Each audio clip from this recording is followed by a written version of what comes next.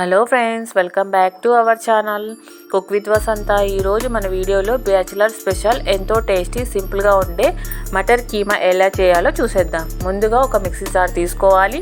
అందులోకి 1 కప్పు మటర్ వేసుకోవాలి. ఇప్పుడు మూత పెట్టుకొని కచ్చాబచ్చాగా మిక్సీ పట్టుకొని వచ్చేద్దాం. ముందుగా స్టవ్ ఆన్ చేసుకొని ఒక కడాయి పెట్టుకోవాలి. అందులోకి ఇప్పుడు 3-4 స్పూన్స్ ఆయిల్ వేసుకోవాలి.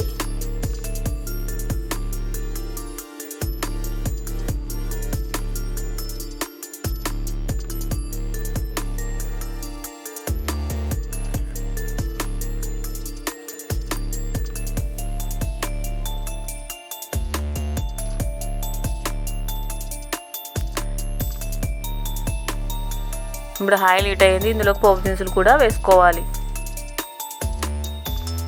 ఇప్పుడు కొంచెం వేగనిద్దాం.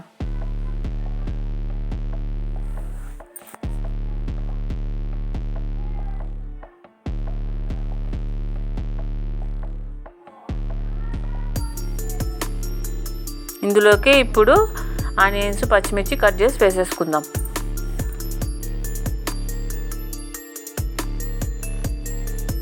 ఇప్పుడు ఒకసారి కలుపుకుందాం. కలుపుకొని కొంచెం మగ్గనిద్దాం.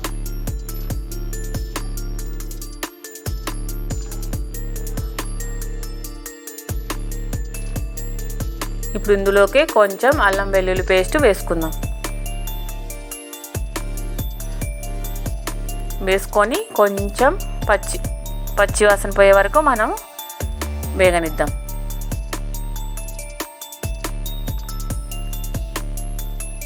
ఇప్పుడు ఇందులోకి టేస్ట్ సరిపడంత సాల్ట్ కూడా వేసుకుందాం. అలాగే పసుపు కూడా వేసుకుందాం. వేసుకొని ఒకసారి మంచిగా కలుపుకుందాం.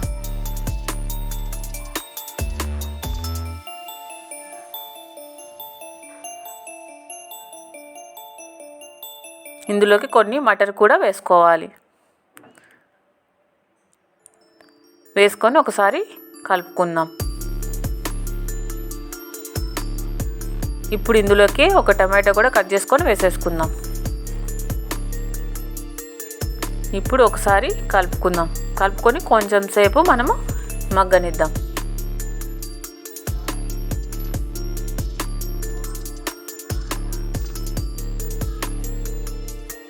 చూసారు కదా, మగ్గిపోయాయి. ఇప్పుడు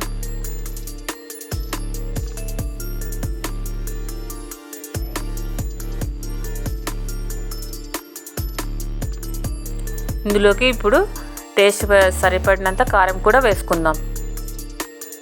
ఇప్పుడు ఒకసారి కలుపుకుందాం.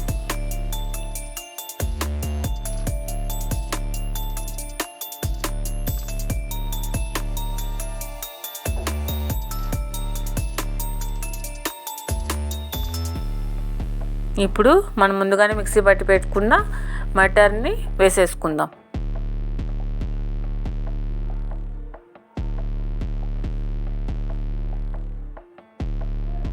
ఇప్పుడు మంచిగా కలుపుకుందాం. మసాలా అంతా మటర్కి పట్టేంత వరకు మంచిగా కలుపుకోవాలి. ఇప్పుడు ఇందులోకి కొంచెం ధనియాల పొడి, కొంచెం గరం మసాలా వేసుకోవాలి. వేసుకొని ఒకసారి మంచిగా కలుపుకుందాం.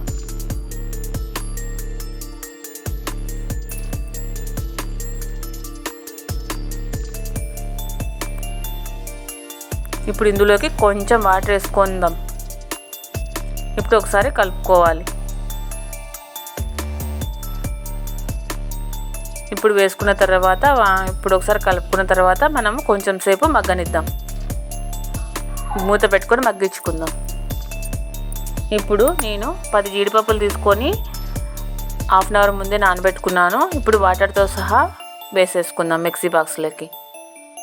వేసుకొని మెత్తగా మిక్సీ పట్టుకొని వచ్చేద్దాం. చూసారు కదా, మటర్ కూడా మంచిగా ఉడికిపోయింది.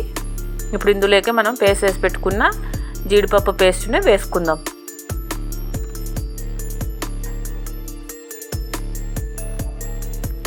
వేసుకొని మంచిగా కలుపుకుందాం.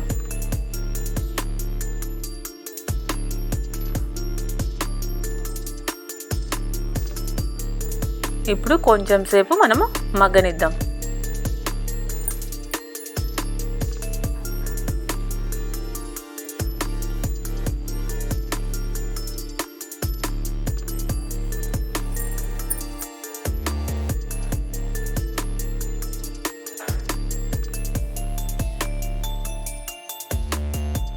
ఇప్పుడు ఫైనల్గా మనం కొంచెం కొత్తిమీర వేసేసుకుందాం.